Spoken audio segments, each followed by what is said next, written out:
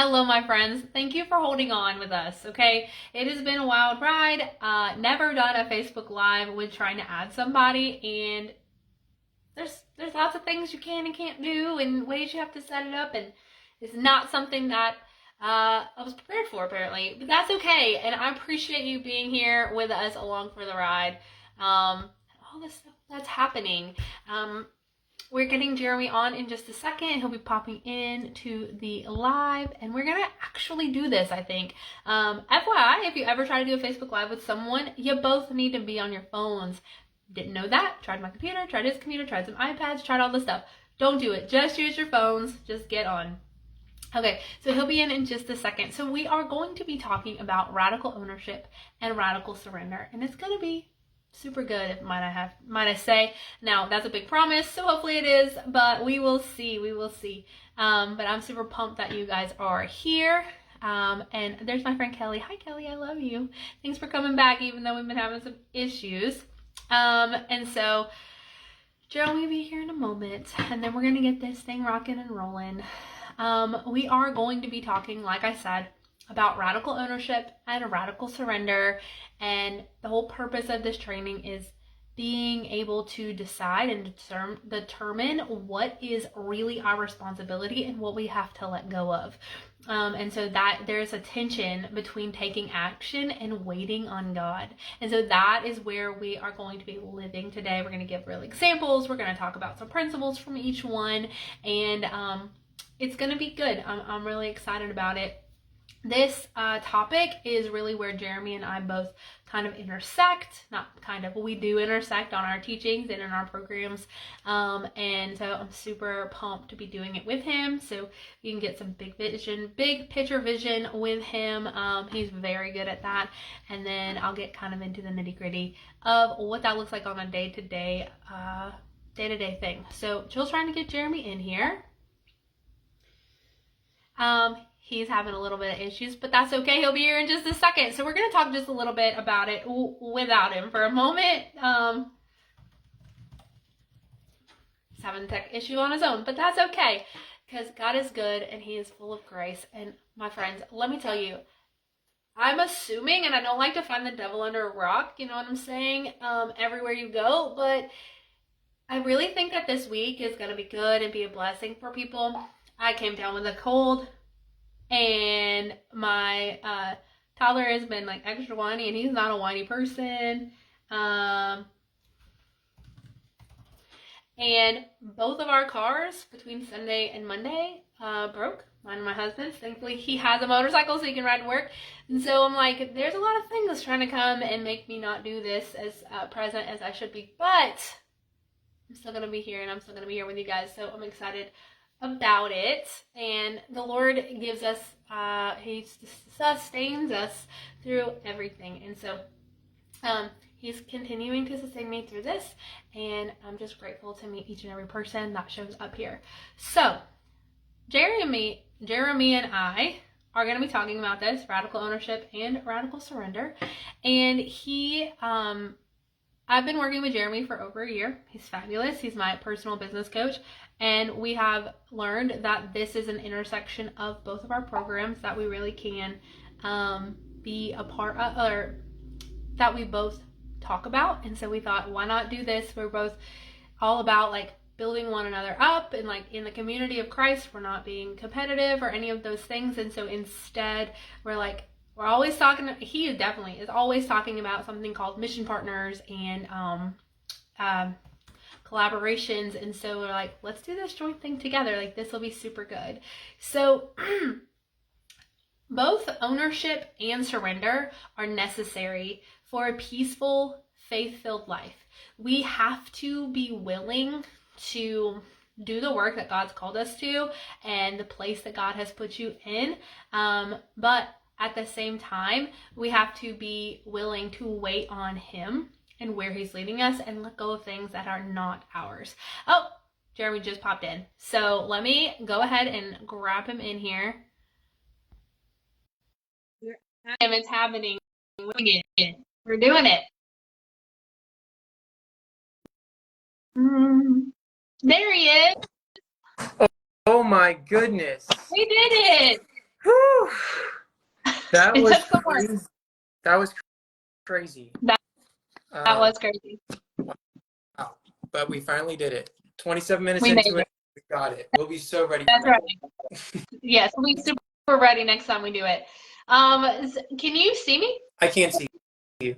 Okay, I cannot see you, and I don't know if that's on purpose or not, but it can see you.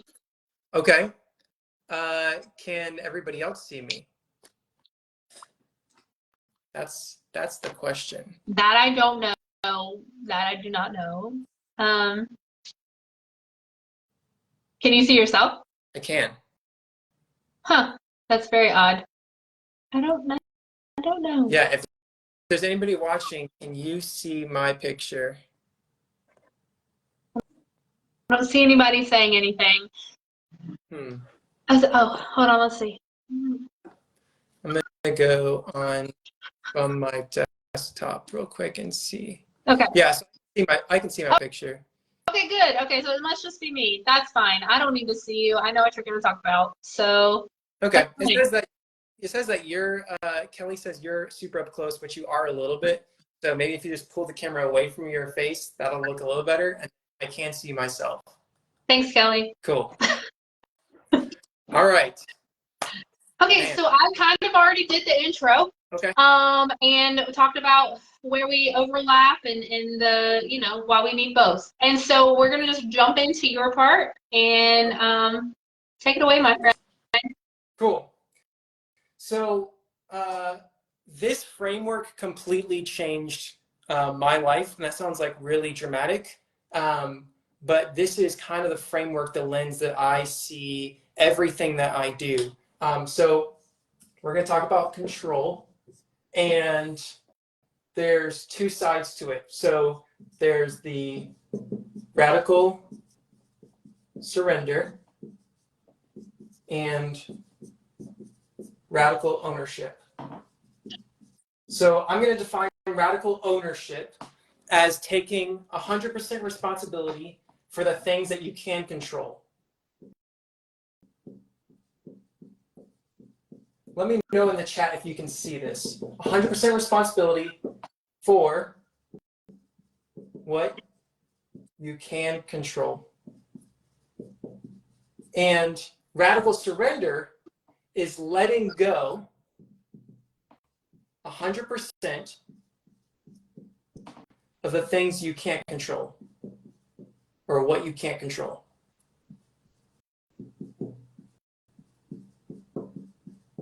So those are the two definitions we're going to work with here. And just make sure that I got it in a way that we can see everything. All right. Someone says yes, but it is backwards. Let's try flip. Okay, so that's not going to work either. Unbelievable. This has been crazy. So I had to switch to my phone because desktop wasn't working.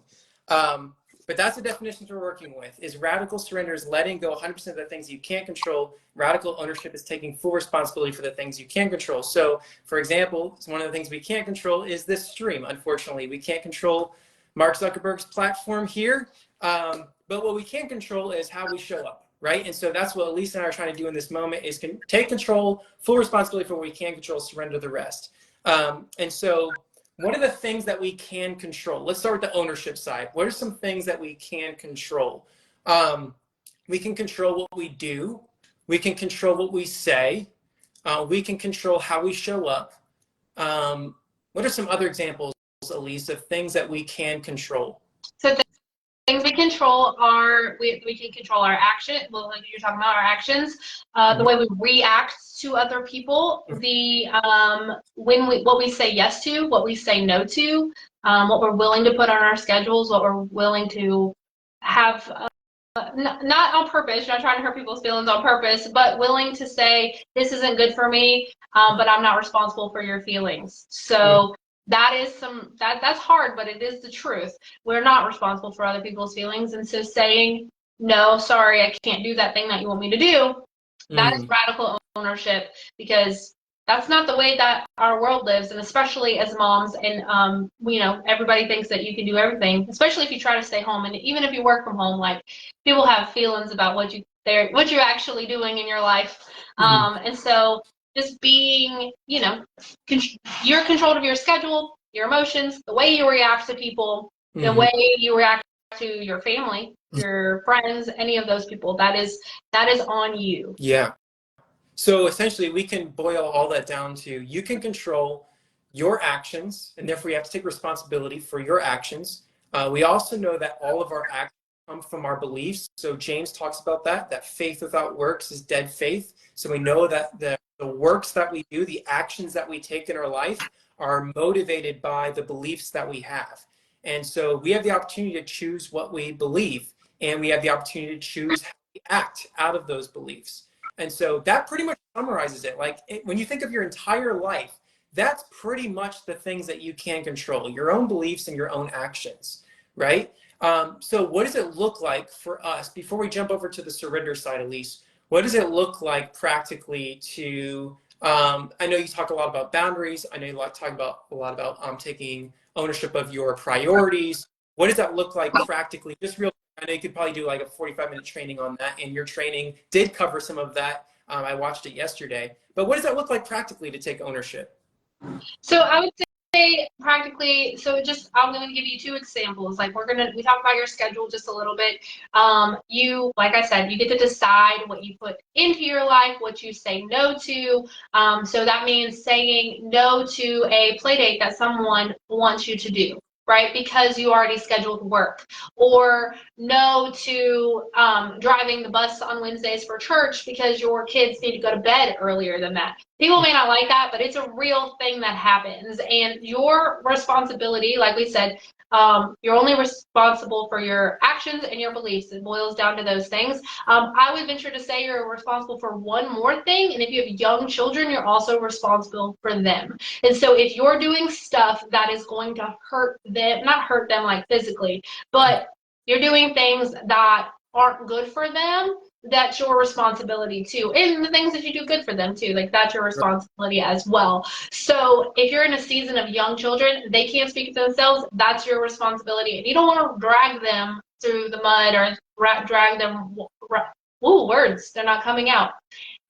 You don't want to make them too busy, okay? That is one of the things that I have done, and I do occasionally, and I gotta back it on up and do that. So that your schedule is your responsibility. Your children's schedule is also your responsibility to a certain age, right? And then we also have to just trust that the Lord, that's surrender. We're not there yet.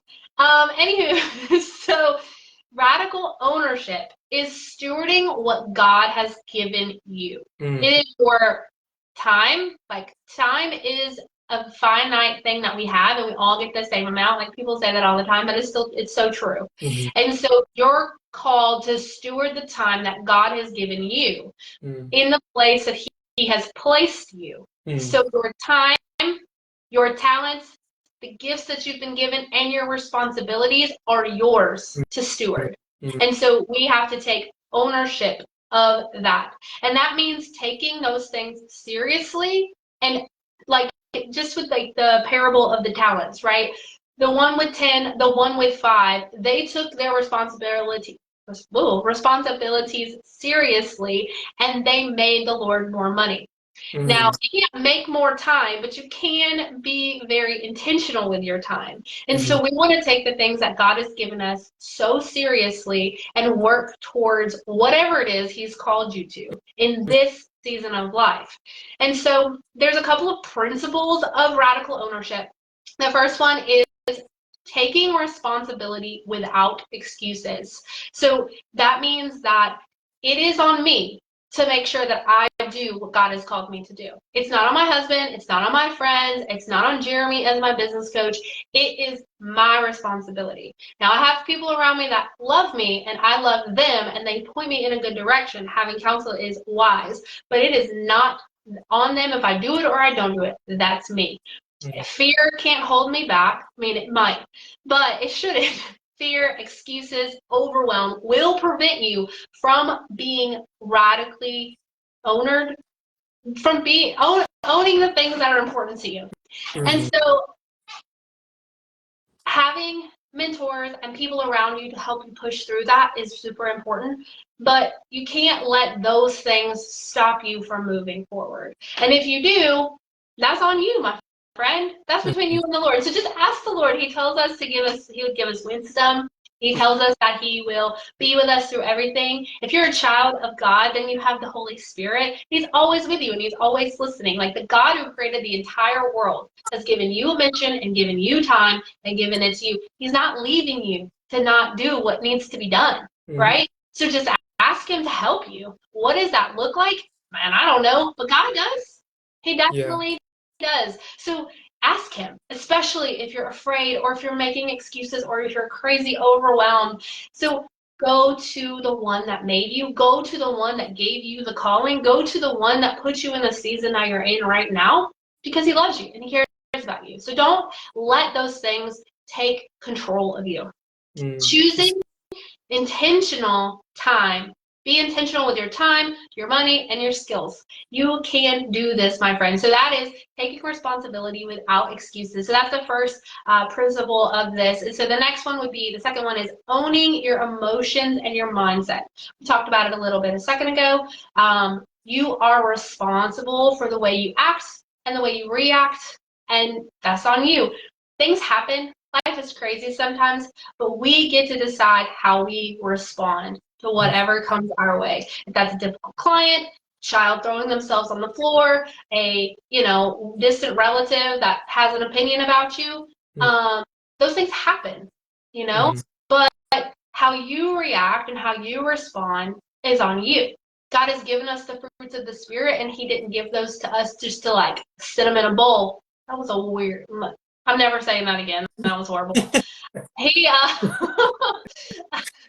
he didn't give them to you to ignore, right? They are skills to work on, right? Like peace and patience and kindness and goodness. Like, yeah, they're from the Holy Spirit, but we gotta be willing to act those out, right? Praise the Lord, we have him, that he is with us all the time. So just owning your emotions, your mindset. The lady down the street did not make you freak out. Your children did not make you yell at them. Like, and I'm not calling you out. Like, I feel like I yelled at Asher earlier. I'm sure I did. Let's just be honest. And so, but the thing is, he didn't make me do that. Maybe he did something that upset me, but these are my vocal cords. I get to decide what I do with them, not him. So it's just not putting your actions or reactions on someone else. Yes. That's just not okay. So I know you're not done, but I just have to cut in here. Like, so my emotional triggers, right? When I respond and I say, you made me feel this way, or you made me react this way, or you made me, what we're doing is we're trying to put ownership on someone else's life. And we're trying to say, you're responsible for how I act, and you're responsible for what I believe. And that creates a lot of relational problems. I'm speaking from firsthand experience, right? That creates a lot of relational problems when you are projecting or blame shifting. That's what it looks like practically at the surface level, right? Is you are blame shifting, or you are projecting the very things that God has given you the freedom to express, your own actions and your own beliefs. You are saying, actually, Elise, you're responsible for that in this moment. And that's completely unfair to the other person, but it's also unfair to yourself, right? Because you are neglecting power that God has given you over your own body, over your own mind, over your own emotions. And to do that is, I think it's disrespectful to like the power that God has given you dwelling inside of you and giving you the ability to do things. And so I'm just speaking from firsthand experience, like that hurts when you say that. It's like, I'm responsible for how I react. I'm responsible for my emotional triggers. I'm responsible for my own healing process and going to the Lord and allowing him to heal me and not relying on other people to do that. That's just a really, really, really powerful point that you're making there. So anyways, I didn't want to, you can keep going, but that was fantastic. Thanks for saying that. No, that's great. I'm glad that you cut me off because I'll just keep rolling and talking really fast and going.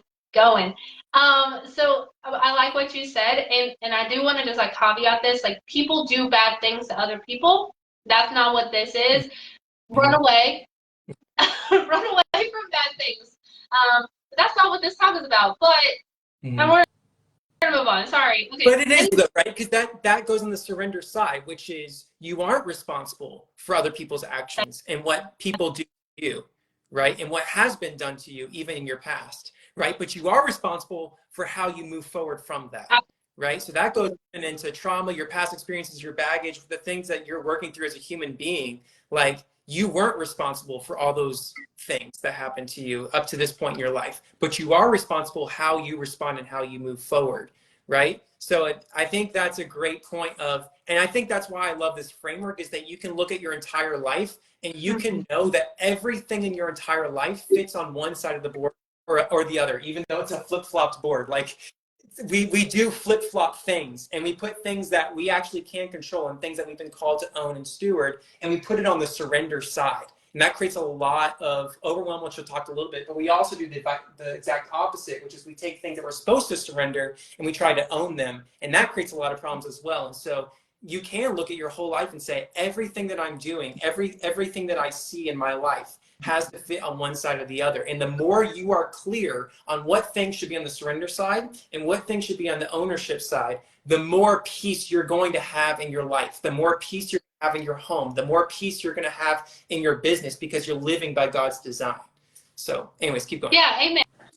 I love that. Okay, all right, so we were talking about 3 principles of radical ownerships. We talked about taking responsibility without excuses, owning your emotions and your mindset, and then balancing strategy and faith. So this is taking action, moving forward, that is aligned with God's guidance. We talked about earlier, like the Holy Spirit called you to the thing that you're doing, called you to the business that you're in, called you to, your children. Like, they didn't appear out of nowhere. Like, the Lord decided that you were going to have them, right? And so it is our responsibility to be moving forward. We may not know everything. We probably won't know everything. It's unlikely we'll know everything, right? Of where we're going.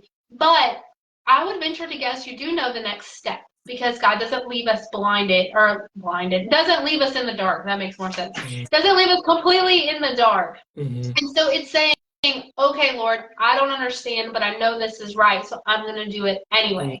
It means saying yes to things, even if they're scary, if they're aligned with what God has called you to do. And it means saying no to things that may be good, but aren't in alignment with what God has called you to for right now. And as a fellow gypsy heart, if you have one, remember that everything you say no to right now doesn't mean forever. Okay, there will be other times for you to do whatever those things are, maybe, but it's not forever. You're not married to any of these things. It's okay to say no right now, and hopefully to do it in the future, right? So moving forward, thank you. So moving forward in alignment with God's guidance and knowing how and when to pivot. We are human, and we make mistakes, and we make bad decisions, and we hurt people, or we just don't know something, and it's owning those mistakes, bad decisions, or just straight out sins, depending on what you've done, and saying, that is on me, I'm sorry, and moving and pivoting, saying, I didn't know everything, I didn't do the right thing, and saying, like, and always learning. Because there may be something that you do or you don't do because you feel like that's right now, you said something or whatever, and then later down the road, you have learned and grown, because we are always supposed to be learning and growing, that you realize, oh, that wasn't right. And then owning that and turning back around and being willing to apologize, being willing to not do something like that in the future if there's no way to apologize. But those types of things, just balancing the strategy of like learning and moving forward and trusting the Lord is going to be there in those things with you. Yeah. That's like a perfect segue. You mentioned the conviction of when you do something wrong, right? And how you have to own that conviction in the sense of you have to take responsibility for the things that you've done in your life that were wrong and are wrong, and the things that you will do wrong, right? Like you're going to take the ownership of that too, right? But at the same time, and this kind of plays into the balancing act of surrender and ownership. At the same time, you have to surrender, and I was just thinking about this earlier today, I have to surrender my identity. I have to surrender my worth, because my identity is not something that I created. It wasn't something that was in my control. It was a God-given identity that he put his mark of approval on me, that he speaks a better word over me than I speak over myself. And so even when I take ownership of the conviction that I have, and I take ownership of the wrong steps that I've taken in my life and in my business up to this point, I also, at the same time, am surrendering my worth and saying, you know what, but that doesn't speak a word over me. That speaks higher than God's word over me. That doesn't speak to my worth. It doesn't speak to my identity. That I am still loved and I am still pursued. And that God still has his mark of approval over me. He's singing over me tonight. Like, those are truths that we have to surrender to, because they're not truths that you created. They're not truths that you're in control of. And that's a beautiful thing, because what that means is your worth isn't in the balance. And I think that's what makes people try to own things that they actually can't control, is they're trying to create some level of worth that they're not receiving and surrender to the Lord. And so it is walking the line of the very things that you own in your life. You also have to do the opposite and reverse of surrender. Okay, but that doesn't affect my worth as a human being and what God says about me and his love for me, that it's unchanging for me, right? So I just thought that was a beautiful segue, and something that Lisa pointed out in the chat just now. And I was thinking about this exact thing as you were speaking it as well, that the Lord doesn't leave us in the dark. It says that his word is a lamp unto our feet. And the reason I love the analogy of the lamp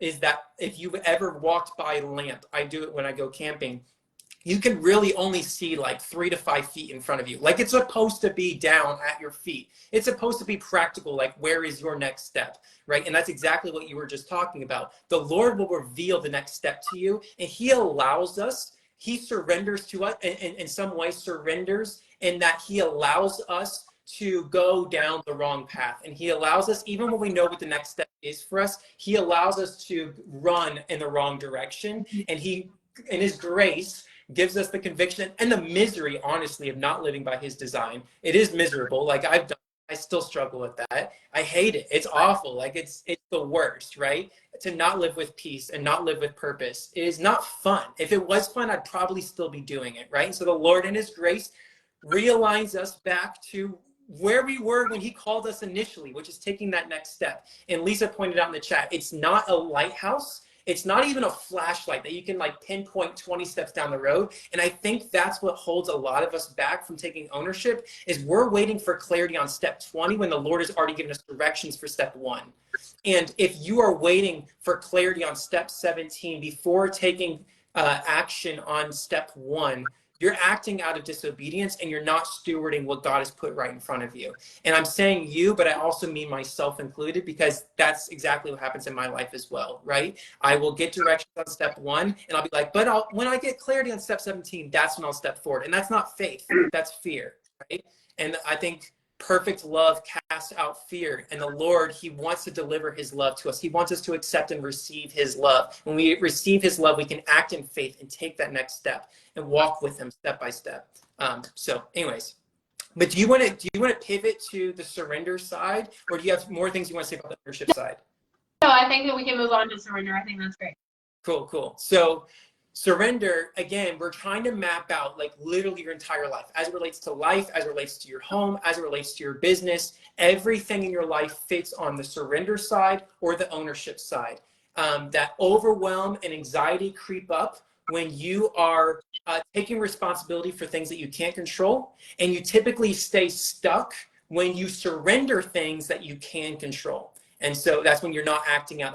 That's when you're not taking those steps, right? You end up staying stuck. And so let's look at the surrender side for a second. So what are the things that we have to surrender? First of all, we can't control other people's beliefs.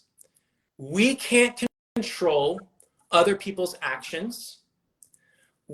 Even with your son, right? Like the example that you gave of you're responsible for creating a schedule that's peaceful for him, right? That's still your actions of creating a schedule. What he does with that, and when he disobeys and goes outside the boundaries of that schedule, is still on him. Like, little humans are still capable of sinning, right? Like nobody has me taught that, right? Like as a mom, like everybody understands that your human is totally capable of sinning, and it is his sin when he's not, but you're still responsible for creating that schedule, right?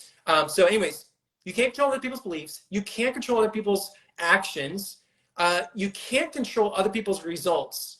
And I see this a lot in business. Like we want to, and as a business coach, oh my gosh, I so desperately want the results for my clients. Like I want them to make 10,000 in 90 days. And I want them to experience just amazing peace in their life. And I know the same for you, right? At least like we want the best for our clients, right? But ultimately, we can't fully control the results or the outcomes. And there's good reason for that, right? Which is you can't control your circumstances. You can't control God. Praise God for that, right? If we could control God, that'd be awful. That would be hell, literally. And so, what else can we not? We can't control even our own results, even our own outcomes. Like I've seen myself be so unfaithful in my own actions and my own ownership, and yet God was so gracious and delivered ridiculous results and outcomes in my life and my business. And it's like, I think Paul speaks to this in Romans 2. He's like, well, then are we like alleviated from responsibility then? Like if God does something amazing with our terrible actions? And he says, by no means, right? God is sovereign, right? And so he's the one. And I think Paul talks about this in, man, I don't remember where it is, but it said that he planted, Apollos water, but God caused the growth. And so, yes, you have the responsibility to plant and to water, but it's God who causes the growth. Right. And so that's another thing we have to surrender is even our own results. What are some examples for you, Elise, when you're thinking through this from a mom perspective of what does surrender look like in your beliefs, in other people's beliefs, and other people's actions, and other people's results, even in your own results? What does that look like? Yeah, absolutely. So when you were talking about that verse, I plant, Apollos waters, and God makes the growth. Like that gave me such freedom whenever I've read that. Like I am not responsible, just like what you were saying. I am not responsible for what happens after I have been obedient, right? Mm. I did my part, and then it's the Lord, or it's that other person. So I just wanted to say I really love that.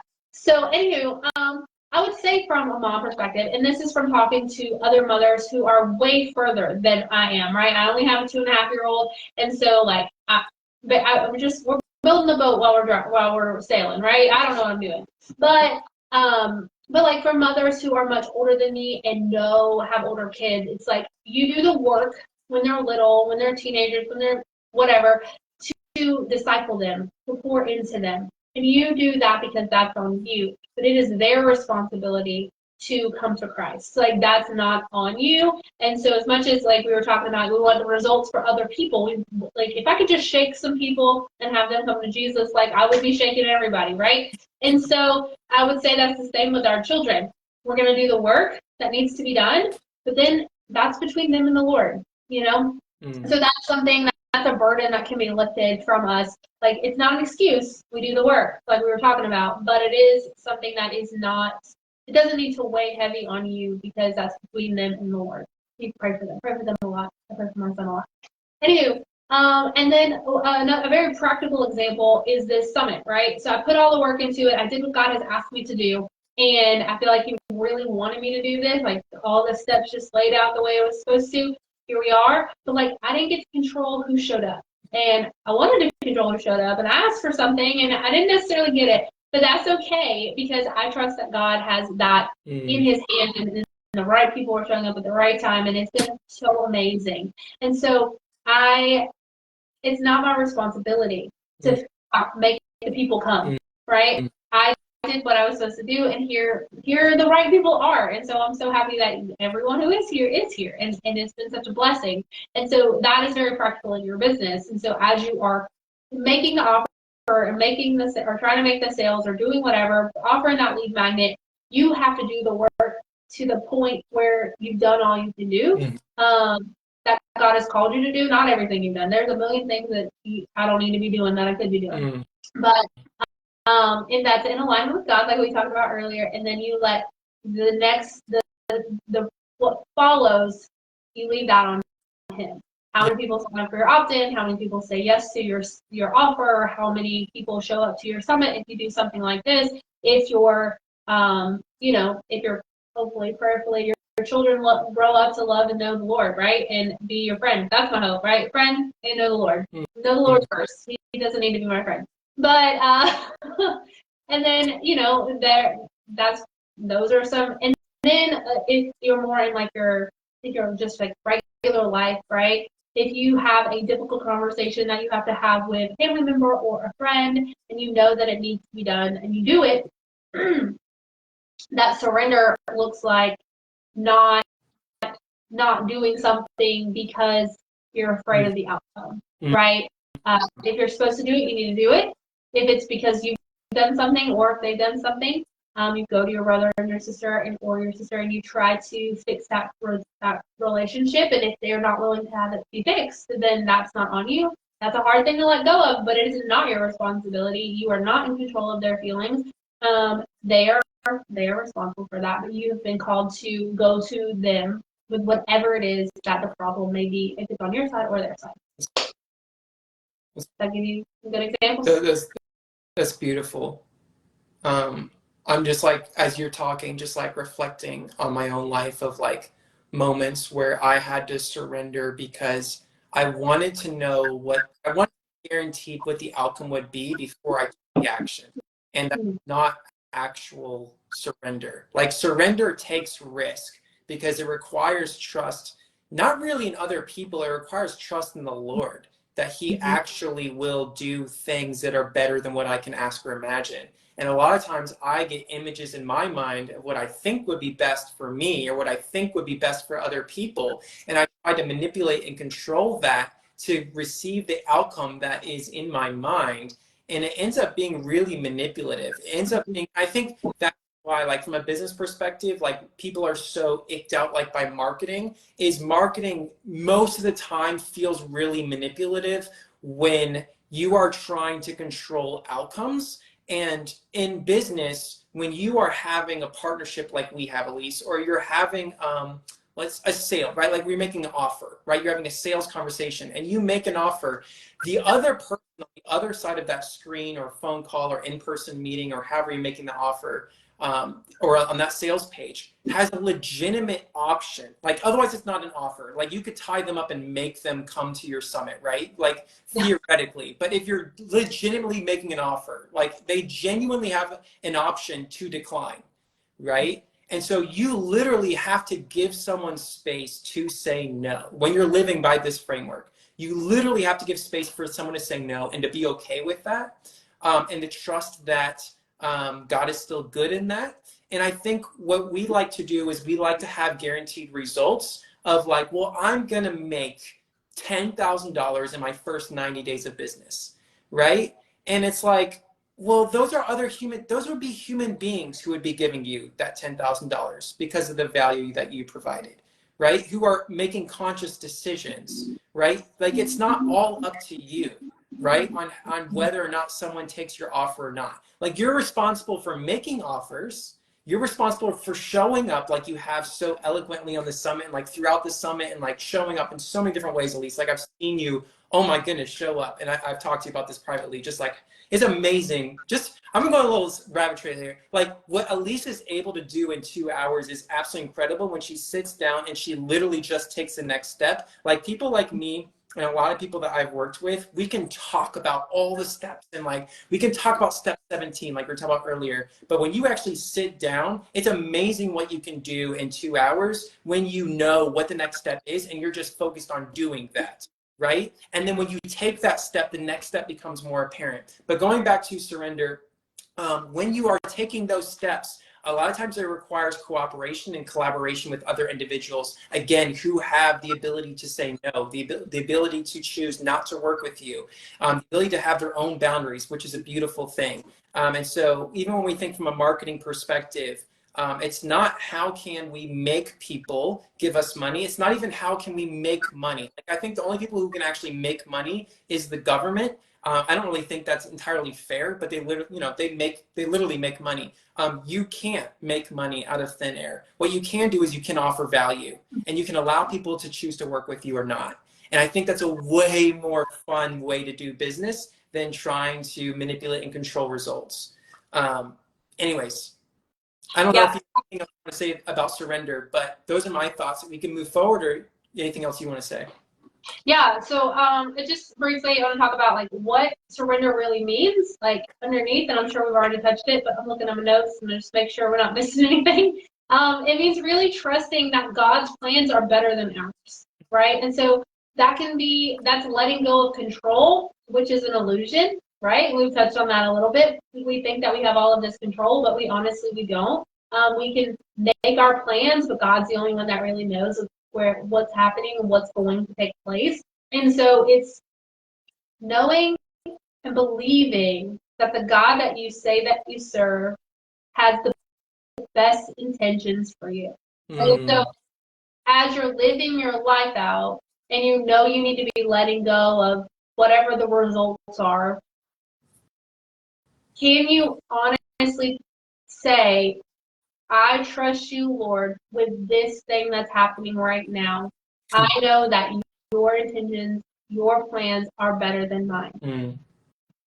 And it can be a hard place to be, because we want to be in control. Like, I want to know what's up. I want to know what's next. I want to make things happen, like you were talking about, Jeremy. It becomes manipulation when we start trying to make things happen instead of just trusting that God has it figured out. Like, especially when you get to a point where there's nothing you can do, right? So whenever the God that we serve parted the Red Sea, there was no other plan, but they had to be surrendered, and He made a way. And so, like, there's always a way. God is making a way, and if we are, called according to His purpose, or man, I think I'm butchering this, but everything is for our good and for His glory, for those who love Him, right? And it may not feel good or sound good or seem good, but it is, my friend. It really is.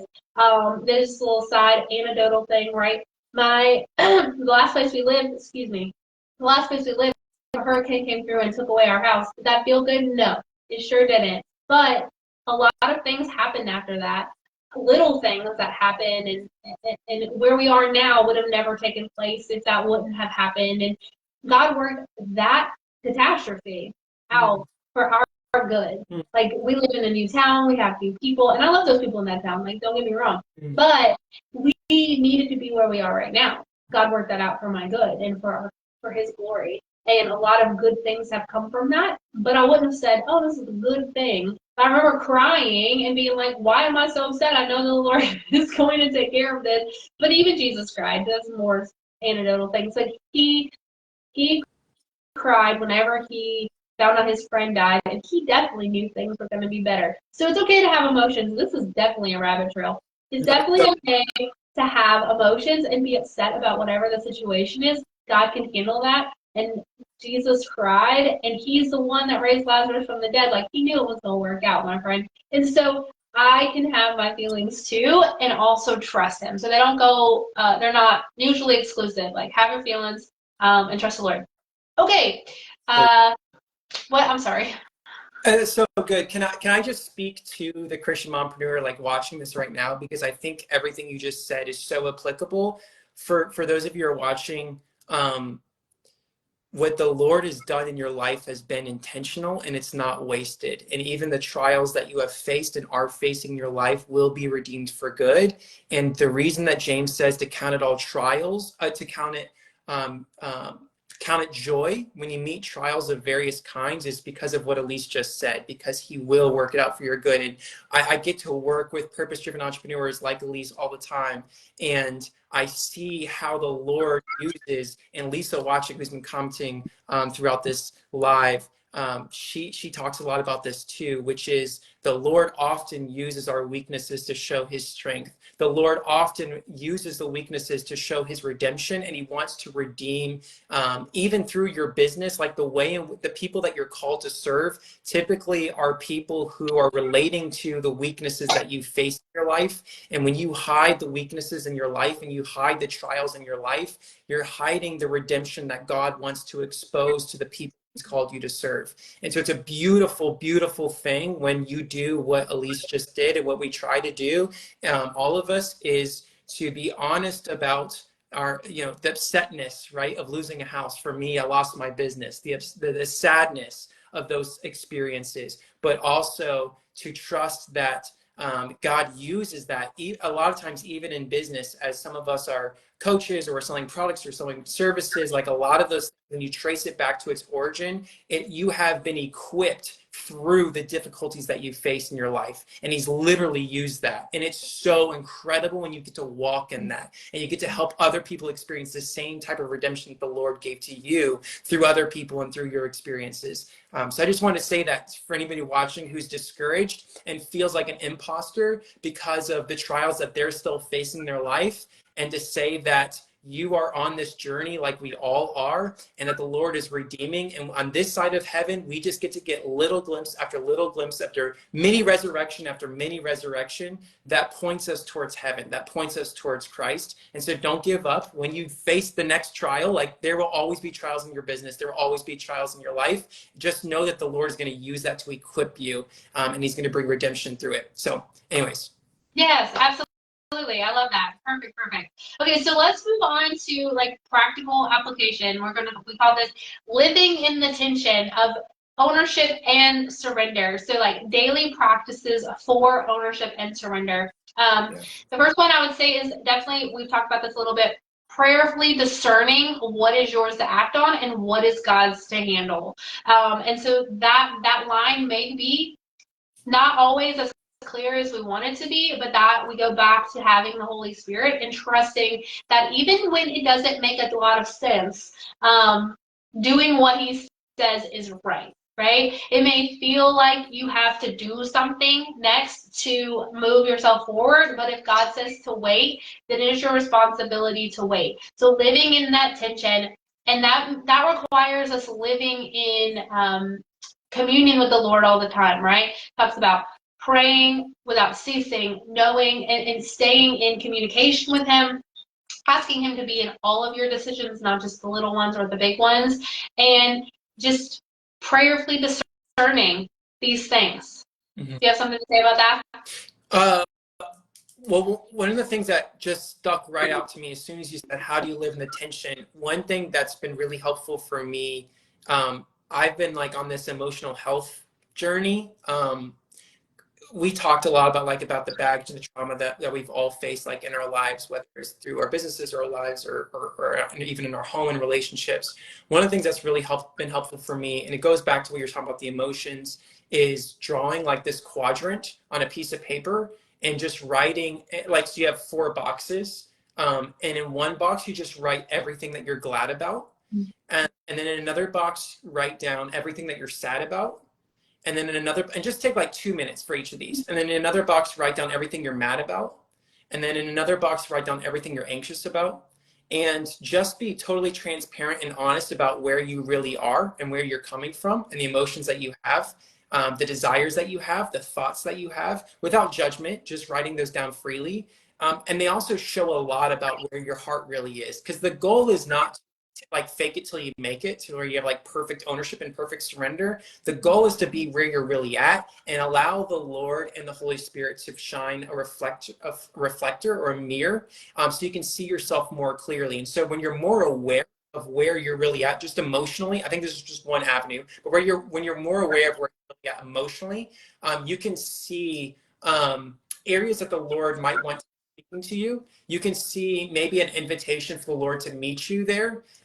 You can see even some of the sinfulness in your own heart, like the things that you're anxious about. You can kind of see a lot of times anxiety comes from trying to take responsibility for something you can't control, right? For the other people, the little people in your life, right? That you're called to be a parent to, right? And there's so much anxiety that can come from that. And I think ultimately, if we chase it back far enough, it's surrender, even the people in your life that you're called to be influencing, even in business, right? Same idea. Surrender the other person in that partnership. Surrender the other person on that sales call. Surrender who's going to show up to the summit. Surrender what comes out of this Zoom live that Lisa and I are doing right now, right? And just show up and be yourself and allow the God and other people to meet you where you're really at. That's one helpful tool that I used to kind of see where I'm at on the surrender ownership side of things. Do you have another one, Elise? Because I gotta brainstorm if there's another tool for I me. don't have anything super practical like that. No, I love that. I think that's wonderful and very intentional to like get out your emotions and your feelings on paper. Just giving them to the Lord. No, I do not have any tools like that. I think another one, if I may, another one Yeah, of course. on the ownership side is we really like to focus on like, if I have more time, then I'll move forward with hiring a coach. If I have more money, then I'll invest in my purpose beyond profit. Those are objections that like I get a lot. It's like, if the circumstances change, then I'll take ownership. And I don't think that that is 100% faithful obedience all the time. I think what the Lord often calls you to invest first. Like, as entrepreneurs, our job is to provide value first before we ask for people to match that level of value, right? And so the whole point of this like free summit that Elise has been doing, and the free resources that we create, is we want to provide value first before we ever make an offer, before we ever ask for money, before we ever ask for someone to match that investment. Like, our goal is to be faithful to deliver the value that God has deposited inside of us and the work that he's done inside of us, whether or not people pay money for that down the road or not. And so I see a lot of people, including myself at times, who will really hold back and not take that leap of faith and not invest their treasure where they want their heart to be. And I think Matthew 6 is like clear about that. Like, where your treasure is, there your heart will be also. It's this idea of a really practical way to lead your heart into peace and into purpose is putting your treasure there, right? Investing your energy, investing your money in the place where you want your heart to grow. And we so often get distracted by shiny objects of people promising other outcomes and other results. And so if you live there, you will be sold by a million different things, because there's a million different ways of making money, until you take full ownership of the gifting and the deposit that God has already put in your life. So when Elise and I make an offer for you to work with us, it's going to be in alignment, not with making you more like me or making you more like Elise, but taking full ownership of your unique gifting and your unique calling, and acting on that and stewarding that and walking in that day by day. That's what stewardship looks like. It's not waiting for the circumstances to change. It's not waiting for other people to change. It's you taking the next step. Anyways, Yeah. back to you, Elise. Absolutely. That was super good. So I know that we have covered so much, and hopefully you're walking away with a fresh perspective of what it looks like to really radically own your responsibilities and radically surrender the results to the Lord, right? So it's not about doing all the things or just sitting back and waiting. It's about walking in obedience with the Lord. But I also know that staying in the balance isn't always easy, and it's really hard to do by yourself. And like Jeremy was just talking about, we are going to make you an offer, and that is what I'm going to do right now, right? So Jeremy has been had the Purpose Beyond Profit Mastermind for a long time, 2 years if I'm correct. I guess that's not that long, but long enough, right? Anywho, now I'm just rambling. I have just joined and partnering with him inside of this mastermind. And so I've been in it for a year, and I'm officially going to start helping, doing some office hours and some coaching, and my course is going to be inside of there as well. And so I love it so much. I am where I am now because of the Lord, but the people that God has placed in my life, Jeremy included. I did not know where I was going or what I wanted to do. Well, I kind of had like a million ideas. And I asked the Lord to send me the right person. And Jeremy ended up in my inbox. And he just offered me a coaching call. And I was like, oh, okay. And I got on there, and he was great, and I hired him. And I haven't left, right? So totally worth every penny that I've ever spent.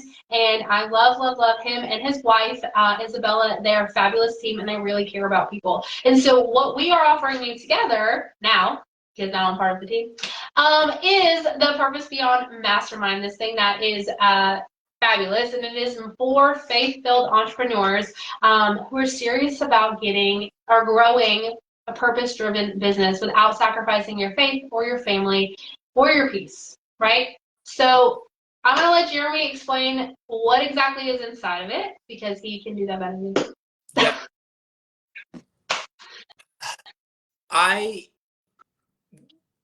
This mastermind was not something that I thought up 2.5 years ago. This has been me taking action step by step in faith and coming to this point where the Lord was giving me frameworks for how to love people through business. Before that, I ran a marketing agency that was all about making money. It was all results focused. And speak of the overwhelm and anxiety, I'm speaking from firsthand experience throughout this whole training. Like, this has been something that the Lord has taught me personally and has been redeeming inside of me personally. And still on that journey. And but I started to launch these little coaching cohorts that I would take people through my course, and I would coach them through all the way from like, what is your purpose beyond profit, to how do you communicate your business mission, to how do you land clients, to how do you build systems, to how do you build strategic partnerships to grow your business, to how you lead your team holistically. And so I would take people through this 12-week program, and then they'd have the option of joining this mastermind. And this mastermind was previously just for my coaching client graduates. And so recently the Lord has called me to integrate my course and my coaching and my community all into one. And so it's kind of everybody moving and merging into the mastermind, which has been running successfully for over 2 years, like Elise was saying. But in that same process, as I took that step, literally in the next couple of weeks, I saw an amazing opportunity to partner with Elise, and what she brings to the table is so powerful and so not what I'm gifted in, which is having a schedule, which is having rhythms, which is having clarity on your boundaries and priorities. I love being a big picture thinker. I love helping people with their like doing business coaching. Elise is phenomenal at speaking to the mom who has a life that is juggling a lot of different roles, right? In your business, at home, as a wife, as a mother, as a friend, as someone in the community, as someone at church. Like, there's a lot of different roles, a lot of different things that you're balancing. And so she has her own amazing story in that. But so the mastermind is an integration. It's like an ecosystem of purpose-driven entrepreneurs who are learning what it looks like to build their business in alignment with their God-given purpose, and have peace in their life and home. And so that's we do that through courses. We do that through coaching office hours. So every week you have on average about 3 office hours where you can hop into, whether it's an office hour with Elise or myself. We also have another guy, Taylor Arney. He does the tech side of building in the back-end systems. We have amazing contributors because the people that we invite into our mastermind are people who have unique gifting. And so they also get to contribute. And so you're not just here to only receive, you're also here to be a part of the ecosystem and to build partnerships and to pray together and encourage each other. It's a really, really tight-knit community. Right now, we only have about like 9 people in the mastermind. And so I would love to have another 3 to 5 people in there from the summit. And so we would love to make the offer to some of you who really are serious, like Elise was saying, really are serious about taking full ownership of their own beliefs and actions, who are willing to invest their treasure in the place where they want their heart to be, which is in peace and in purpose of what God has called them to do. And so, yeah, I guess to summarize all of that, you have my biblical business course, which is a 12-week course, and there's also coaching in addition to that comes with the mastermind. And then you have Elise's course on stewardship and surrender, which is a lot of what we were talking about today, right? And so she also offers the office hour, and we have just other coaches in there as well. Does that give some clarity on what the mastermind is? There's a lot there, Elise. Yeah. No, I think it is. I think it definitely does. And I can attest to what the community is like. Whenever I know before I met Jeremy, I really felt alone.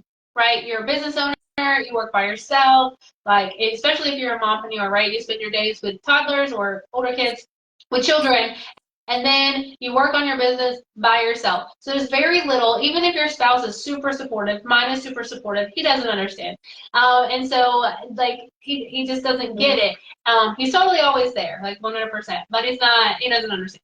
And so like having people in your life that know the struggles, understand the loneliness of being a business owner by yourself, especially an online business owner, and just knowing that these people get you, they understand you, they're there to support you, and then the layer that these people that are in this group also love and know the Lord, and they're not just giving you like random marketing advice that they read or whatever to get you to, your next mile marker or whatever the words, right?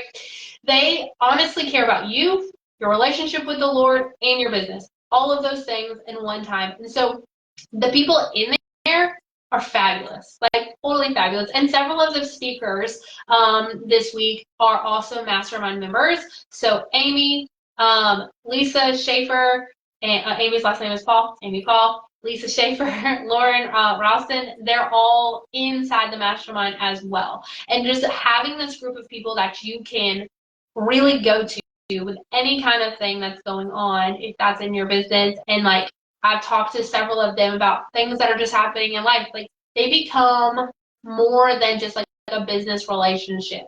They become friends, like their families, their sisters and brothers in Christ. Like they are fabulous, and I can't speak highly enough of all of them in there. So if you are listening and you're thinking like this is what I need, then we would really love for you to join us.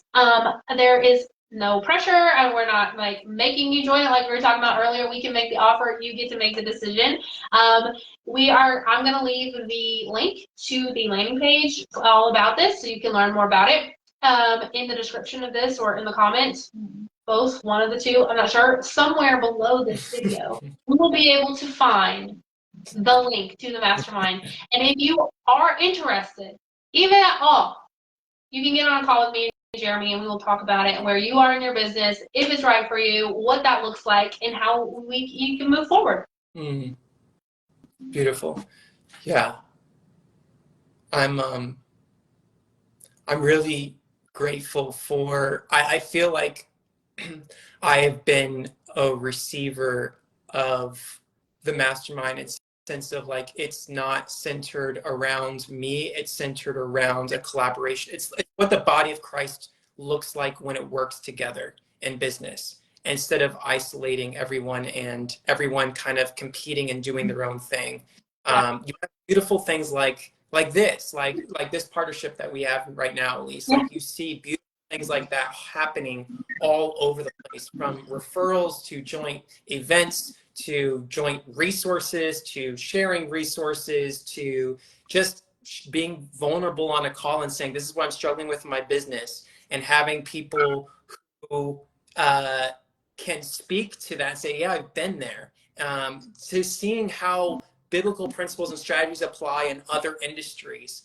And how that's all that innovation is a lot of times. It's taking what is industry standard for someone else and applying it to your industry and your situation. And so there's a lot of diversity in the mastermind as well. We like to have people who are in different industries because it brings a diversity of perspective, but all still in alignment of loving people through business. That's a beautiful thing. And then just one more note on the call. So Elise and I are doing these joint coaching calls, sales call things. We're like telling you about the mastermind and answering any questions you have, but also maybe helping you take a baby step forward in your business and your life at the same time. And so, but we're only offering those joint calls until I believe it's about April 3rd. So literally over the course of this summit. So if you book a call before the summit ends, Elise and I have scheduled our schedules in a way that we can both show up for you and both meet you and both help you take the next step.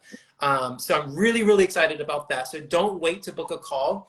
Someone was saying, hey, I'm gonna have a toddler on my lap. And it's like, fantastic. We love working with mompreneurs. We get it. That's how it is, right? So just show up as you are, come empty-handed. We'll come empty-handed. We'll meet you where you're at and hopefully help you take the next step forward. Another thing that I want to point out that we're doing special for the summit is we are basically offering 100% satisfaction guarantee. Whereas in the first month, if you don't like it, if you're like, I can't believe Jeremy and Elise, what's it called when you bait and switched? Like, this is not what they were talking about, right? Like, they don't show up, they don't care, they weren't on the office hours, or I didn't get what I was looking for. We'll just give you a full refund in the first month. We'll just make it completely risk-free. You can see it as a free trial, but we do want you to have skin in the game from the beginning. But like I said, if you message us and you're like, this is not what I'm looking for, this is not gonna be helpful for me, we'll just give you a full refund. We don't really want your money unless we're actually helping you make progress forward in your life, your business. Anything else that I'm missing, Elise? No, I don't think so. I think you covered everything. Cool. Yeah, definitely jump on that call with us if you're interested in any way. Yeah, Jeremy's right. We can only make our schedules work together for a little bit, not forever. And yes, bring your toddlers. Asher may show up too. He shows up to all kinds of stuff with people. So bring your toddlers, bring your whatever. We're here for whatever you got. Yeah. Oh, and then aren't you offering the VIP and stuff in there as well? Yes, if you join the mastermind, then you will also receive the VIP all access pass for this summit as well. So that means that you get all of the bonuses that all of the speakers gave inside, and then you would have access to all of the recordings, the interviews that are going over that are happening over the 5 days of the summit. You'll have access to them, and you can rewatch them or watch one that you missed. And if you already did purchase the VIP all access pass and you do join the mastermind, then I will refund you that money. Cool. And we also have a bunch of like recordings from all of our previous workshops, because we'll have like outside experts a lot of times come in and speak. Lisa says I usually bring my cat. We have all different kinds of things going on there. Like I said, people show up as they are. It's a lot of fun. But yeah, you can go back and watch. Like, we do in-person retreats as well. So I get to meet Elise in person. We've never met in person, so we get to meet in person this year in May. So I'm super excited about that. But we have like our retreat videos from previous years, and then also like our workshops from all previous weeks, all the replays in there as well that you get immediate access to. Give it a shot for a month, see what you think, and then go from there. Yeah. Cool. What he said. Yeah. Okay, guys. All right, we're gonna wrap it up. Thank you guys so much for being here with us. This was fabulous, and we will hopefully talk to all of you very, very soon. Bye, guys. Bye.